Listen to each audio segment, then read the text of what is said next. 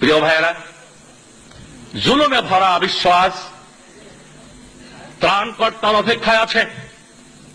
বাংলাদেশের নির্যাতিত নিপীড়িত মানুষও মুক্তির প্রহর গুনছে। এই মুক্তি একটি সফল ইসলামী সমাজ বিপ্লব ছাড়া সম্ভব নয়। আজকে আমাদের কথার মাধ্যমে, আমাদের কাজের মাধ্যমে, আমাদের চাল চলন আচার ব্যবহারের মাধ্যমে, ময়দানে আমাদের জোরালো ভূমিকার মাধ্যমে দেশের মানুষকে এই মহা সত্য উপলব্ধি করাতে হবে, উপলব্ধি তাদের মধ্যে সৃষ্টি করতে হবে। এই ক্ষেত্রে আসুন আমরা একটি ঐতিহাসিক ভূমিকা পালন করি। আল্লাহ সুবহানাহু ওয়া তাআলার ওয়াদা আছে, একদল মানুষ যোগ্যতার সাথে, সততার সাথে দেশ জাতি সমাজ পরিচালনার যোগ্য বিবেচিত হলে, আল্লাহর দৃষ্টিতে বিবেচিত হলে আল্লাহ তাআলা বিশ্বজোড়া খেলাফত দেবেন। মুহাম্মদুর রাসূলুল্লাহ সাল্লাল্লাহু আলাইহি ওয়াসাল্লামের ভবিষ্যৎবাণী আছে, নবুয়তের পরে খেলাফতের যুগ আসার কথা। সেই ভবিষ্যৎবাণীর আলোকে নবুয়তের পর খেলাফতের যুগ এসেছিল। খেলাফতের যুগের অবসানের পর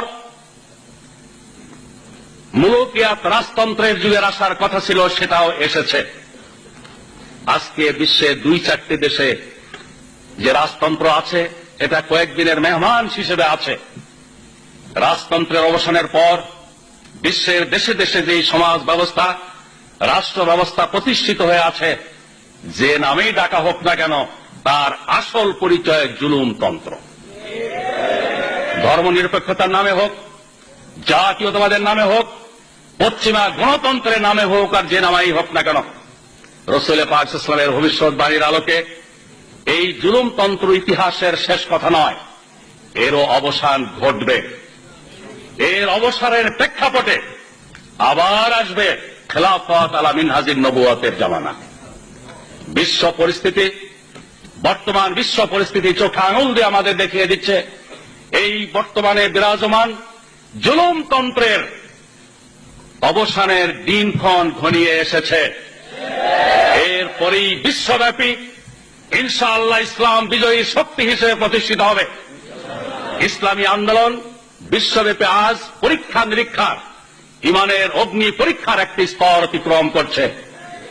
এই পরীক্ষায় যারা ফেল করবে তারা ডানে বায়ে ছিটকে পড়বে, আল্লাহর কিছু বান্দা শাহাদত বরণ করবে, আর সবর ইস্তেকামাতের সাথে ইমানি চেতনার উদ্বুদ্ধ হয়ে যারা ময়দানে টিকে থাকবে, ইনশাআল্লাহ তাদের হাতে ইসলামের বিজয় পতাকা অর্পিত হবে।